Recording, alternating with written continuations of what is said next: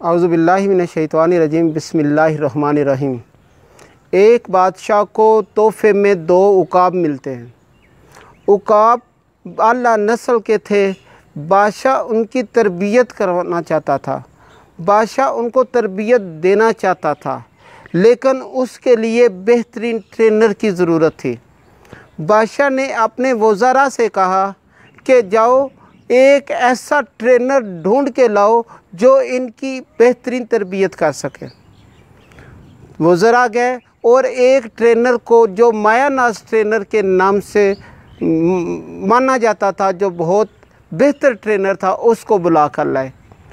उसके हवाले 2 उकाब किए गए। बादशाह ने कहा कि इनकी अच्छी तरह तरबियत करना, ये अच्छी तरीके से शिकार करें, ये अपने शिकार को पहचाने।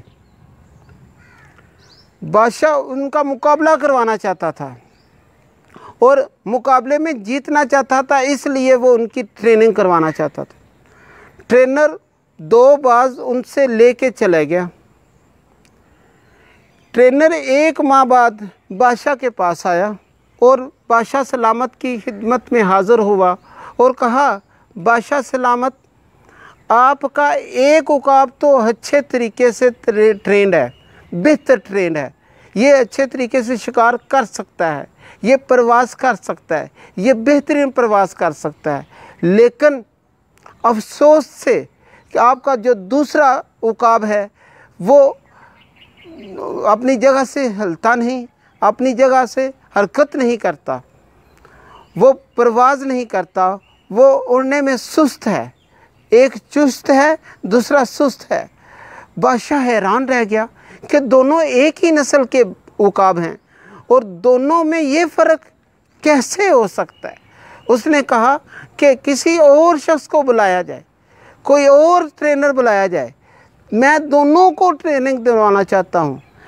तो उसने ट्रेनर ने कहा कि मुझसे बेहतर और मुझसे ज़्यादा ज़हीन और ज़्यादा ट्रेनिंग देने वाला जो एक शख्स है, आप कहते हैं तो मैं उस ट्रेनर को बुला देता हूँ। उस ट्रेनर को बुलाया गया।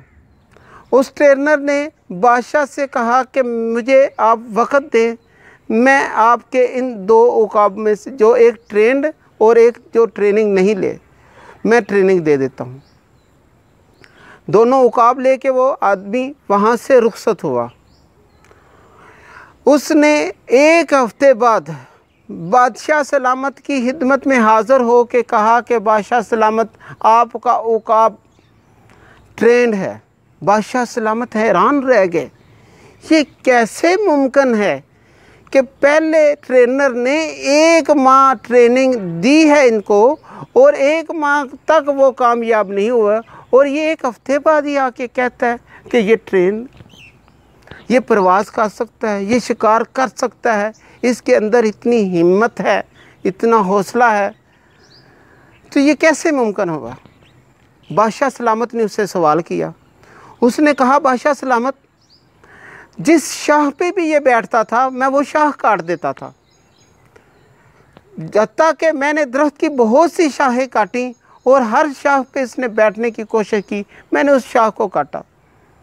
एक वक्त आया कि वो दरख्त की शाहें ख़त्म हो गई और इसने प्रवास करना शुरू, इसने शिकार करना शुरू किया, ये इसने सीखना शुरू कर दिया।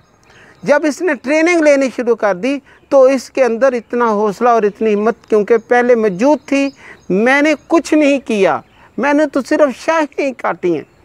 हमारे अंदर भी ये हामी है कि हम सहारे ढूंढते हैं, हम सहारों के ऊपर, सहारों के बलबूते अपनी ज़िंदगी गुजारना चाहते हैं।